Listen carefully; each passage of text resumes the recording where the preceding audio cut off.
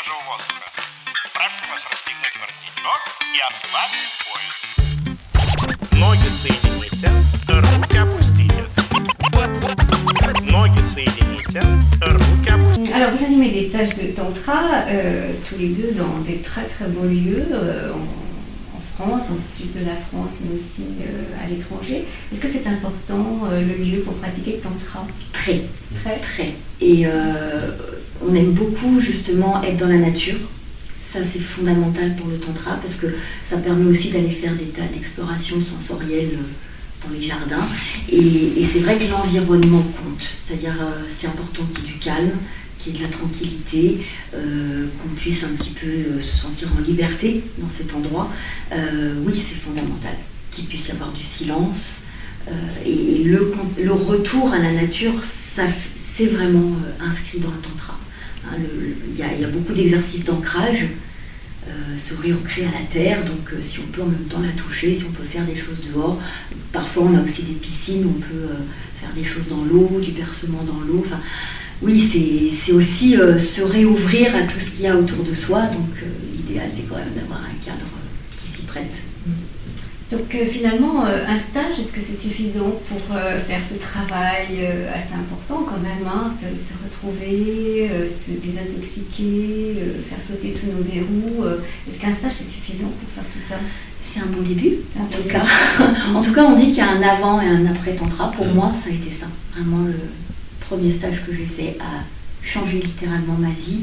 Et après, alors, bien évidemment, de temps en temps, on a besoin d'y revenir parce que on progresse et puis à un moment, tiens, on retrouve un blocage ou là quelque chose, ou au contraire, on sent que on pourrait accéder à autre chose, mais il nous manque un peu de cette connexion.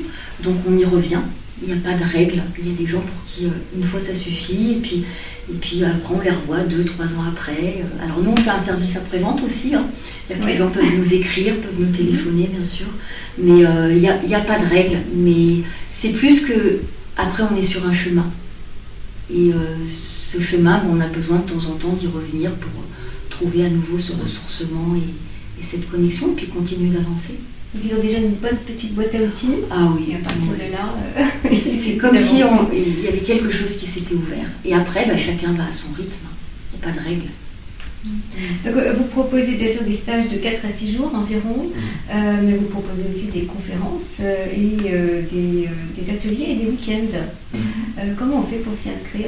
Voilà, les gens, en tout cas, qui tapent Tantra Nature ou qui tapent notre nom, trouvent nos références. Donc c'est important de parler un peu avec les gens avant qu'ils s'inscrivent pour voir dans quel stage on peut les orienter en fonction de leurs attentes. Et des problématiques s'il y en a, mais c'est important qu'on ait un entretien téléphonique avec eux avant les stages. Pour voir un peu leurs attentes et si nous on peut y correspondre ou pas. Et puis on fait donc des conférences sur Paris et on fait aussi à peu près une fois par mois une soirée qu'on appelle Danser la vie.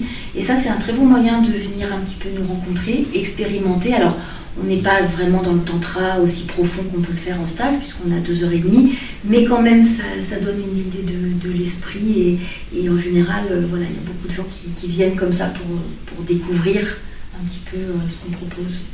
Et ça se passe où ces soirées Danser la vie? Dans des lieux différents à Paris. Il y en a souvent dans le 10e, aussi dans le 18e. Et puis ça permet aussi justement à nos stagiaires, entre des stages, comme ils disent, c'est une petite piqûre de rappel, ça nous fait du bien de repartager à nouveau cette humanité-là.